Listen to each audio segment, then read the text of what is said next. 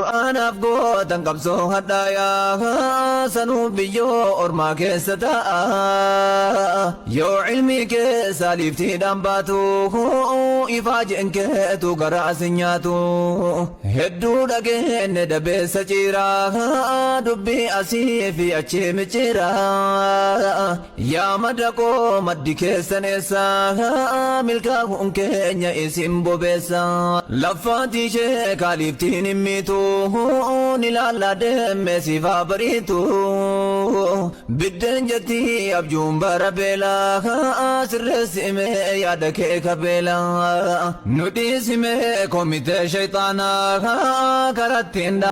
Kun immoo maraatuun sirra bahee yoo barbaadde kana caalallee sitti caanaa jedhu. Hayyee sagalee bareedduu nama kolfisiistu tanaa fi akkasuma namoota faaxee hin qara'ini ustaaza biraa bahii jedhanii akkasuma namoota liiftii qabatanii nashiidaa bareedduu tanaa fi sagalee Maamad Faaxee kana dhageeffannee kan walitti dachaa nu ta'a. Egaa itti viidiyoo itti aanu walumaan laalla haga xumura. Assalamu alaikum Amira Markaza ustaazicha maaliif qabatte harkasaa tarii mosi biraa daa'imman dirra kasaa adeemsa kee kana wallaalee garasaa. Waalaikum assalam inni leeshin galchuu suusisitti ta'e waan arge dubbachuun rakkoo wayii qaba moo ustaaza qabachuun maal walitti qabna barsiisuuf barachuu malee kaateertammoo ati shakkiidhaan marachuu. Garechuma sana dhiisime hadaraa isin argaan jira na gubatee garaan lakkoofsa lamarra teessa yeroo mara ustaaza marsite akka agoobaraa dabbara bar. Bobaatu boba'ii inaafaan gubadhu ustaadiin akka abbaati anarraan baqadhu garuu waan biraa takkaattan dubbadhu markazni si nyaatu aappii gabbuufadhu yoo sii ta'e kottuu na waliin baradhu. Qoyi bobaa ustaaza jala maanni nati gootu si eegeen dadhabe achii gad hin buutu daa'imman dhungoo taraa walii laattu maaltu beeka yoona viidiyoo walii laaltu garecha dhiiftu malee abadanna waliin hin jiraattu sin argaan jira badanaa qaraatu maarree isaan maraatuun khayr inshaallah. Astaghfirullahi marattee tabakka wallahi suuraa isaanii hin argine antakka biyyaan badaarammoo maalibboma shakkaan asittan karayaan quraana walakkaa garee dhiisuu hin danda'u na bilooki bakka waan badu hin godhu sidaa rabbi takka. Okay, afootu naa jedhe aarii nan dubbadhe qulqulluu ta'uu kee arreeffan hubadhe anis nan qaraa aappii gabbuufadhe gocha kee isa kaan hundaanan sabara waa tokkittii qofa baay'ee na dabbara ustaaziyyee jette uwwaamin hadara kana walii gallaan hadhuman jammara tolee giifti. Akkanan si godhaa ustaaziyyee ustaazukka ustaazii ustaaz maayiking ustaazii ko ustaaz yoo si ta'e kottuu qarayii yoo sin ta'in dhiisi. Khayr inshaallah. Ay, natu dubbii balleessee ka'e. Egaa kana fakkaata Amiiratti hinaafuun amma kaa keewu jechuun amma kaa rifachuun amma kaa kasheetichi jedhu sun kana ustaaza maaliif harka qabattaa hinaafarraa ka'ee jechuudha. Ustaaziyyee ustaazukkaa gubadhu ammallee. Gubadhu ammallee namni Amiira barachuu akka hin baranne kun amma akka hin baranne jechuu dhoorgudha. Isin immoo kaafeeyyuu akka inni gubatu ustaaziyyee ustaazukkaa. Astagfirullah isin hedduu tokko nama kolfisaa jechuudha sagaleen kuni. Egaa rabbiin warra baratee barnoota ofii galmaan ga'u rabbiin haa taasisu warra liiftii keessaa qabatu miti rabbiin nu haa laaffisu. Kan wallaalaa goonellee kan beekaa dalaynellee maraa rabbiin waa dhiisu ustaaza jechuun akka abbaati. Ammallee namoonni neerumin yoo ustaazni barsiise ustaaza eegasillee deebine ustaaza heerumanii nama ilmii barate kanaaf yoo itti heerumanillee akkasuma hin qara'iniin kun maa inni wajjin qara'udha malee hin qara'inii dhiisiin jechuun kun immoo barnoota kan kee addaan kuti jechuudha.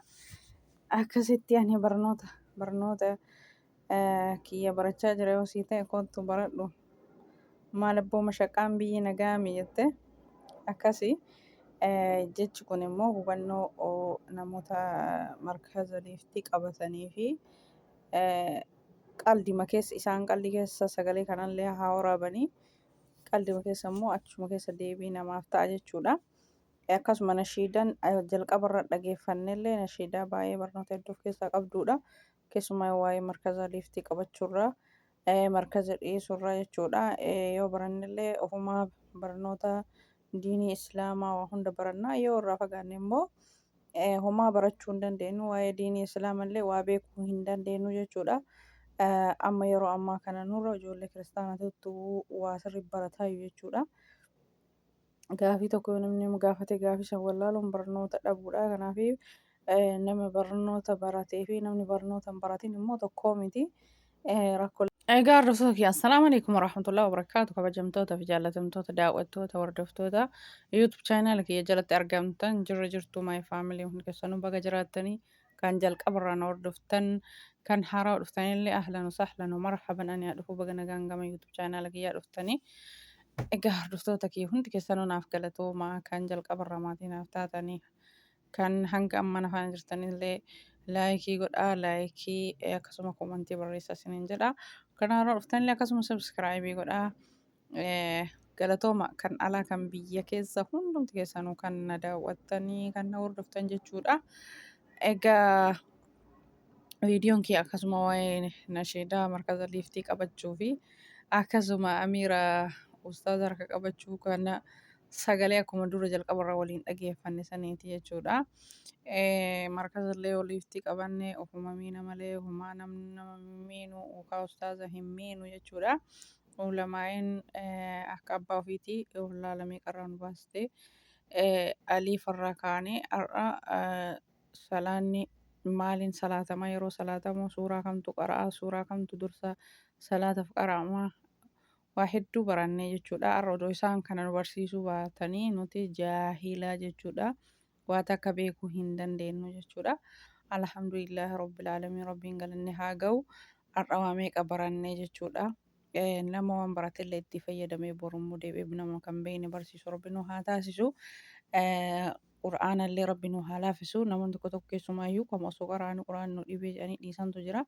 Qura'aanni yoo itti siqanii akkuma inni nama jabaatu san itti siqanii akkasumatti qara'anii yoo san nama laafaa deema jechuudha. Yoo na dhibe jedhanii irraa fagaataa deeman immoo anoo fi mataa kiyyaa irraa ilaalee jechuudha. Wallahi yeroo quraana yeroo hedduu irra deddeebi'ee yoo qara'u quraanni naa gala. Yoo irraa fagaadhee bizii ta'ee quraana dhiisee booda qara'aarra qaraa boru qaraa yookaan torbaan irraa qaraa yoo jedhe gonkumaa quraanni naa galuu hin danda'u jechuudha. Ofii mataa kiyyaa irraa argee waan ta'eef akkasuma warroonni isin jajjabaatu jechuudha. Namoonni hedduun jirtanii miidiyaa kanarraa akka ijoolleen hedduu jira ijoollee boottuun argaa. Hawwiin kiyya quraana qara'uudha. Garuu quraanni baay'ee tokko daran jabaataa namoota jedhee booyu nama lama immoo nama sadii arge jechuudha miidiyaa tiktook irraa. Abshir rabbi isin yaalabsa akkasuma warroota isin jabaatellee arraba irratti ka isin dhibellee rabbiin arraba keessan irratti isin haa laaffisu quraanni nama laafe jechuun alhamdulillah rabbil alamin warri nama isinii laafellee akkasuma kan isinii hin laafinillee ammallee rabbiin isinii haa laaffisu. Abshira abdiin kutatina ittuma deddeebi'aatii qaraa jechuudha. Abbii garaagaraa gabboofadha akkasuma quraana qalama san bitadhaati. Keessumaa kun ijoollee haaraa dhufte xaqqasaa jechuudha. Amma isiniin ammaa ijoolleen amma yeroo ammaa kana dhufte jennu amma yeroo duraanii san jechuudha. Yeroo awwala dhufnu san gizeen keenna fi gizeen keessan kun tokkoo miti gonkumaa walumattuu hin dhufu jechuudha. Nu yeroo sanitti waggaa lama osoo bilbila hin qabanne bilbila madaamii kadhannee ji'atti al takka maatii keenya dubbisnaa jechuudha. Isin amma ammoo gizeen keessan kun tashaashaalee jira.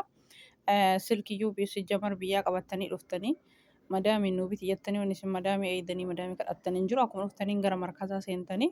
Kanaafuu yeroo keessanii fayyadamuu qabdanii. Erga silkii bitannellee yoo barbaadde waayifaa sanuu nurraa cuftii yoo nu akkana silkii ilaallu yeroo hunda yoo nu fayyadamnu hin jaalattu. Ka ammaa kun yookaan biroon na deebisi jedha silkii kana yennuu ilaale alhamdulillah wallahi gizeen suniif gizeen kun tokkoo miti jechuudha. Amma isiniin ammaa kun osoo silkii malee ji'uma takka taa'e jedhan haga teettan ani hin beeku. Nuti yoo san waggaa lama waggaa sadii silkii malee teennee hojjannaa jechuudha. Kanaaf yeroon kenna sunii fi yeroon keessan sun tokkoo miti gonkumaa walitti hin dhufu. Kanaaf amma yeroo bilbila keessan harka qabdan kana quraana qalamaa bitadhaa. Quraana qalamaatiin qaraa quraana qalamaa bitachuu yoo isinitti hin mijoofne immoo aappii adda addaa gadi buufadhaa. Amma sagalee dhageeffadhaati. Yeroo meeshaa dhiqaa uffata tokkosaa sagalee ustaaza sagalee isinitti tole irra galfatanii quraana san caqastanii egas immoo gizee filii keessa rafuu seentan immoo ni qo'attanii egas immoo quraanni suutuma suutan adaduma nu itti dhiyaataa deemnu quraanni illee nu laafaa deema jechuudha nurraa fagaataa deemne immoo wanni nu galu takka illee hin jiru rabbiin nama quraanatti dhiyaate quraanni illee itti laafee rabbi nu haa taasisu rabbi nu haa laaffisu.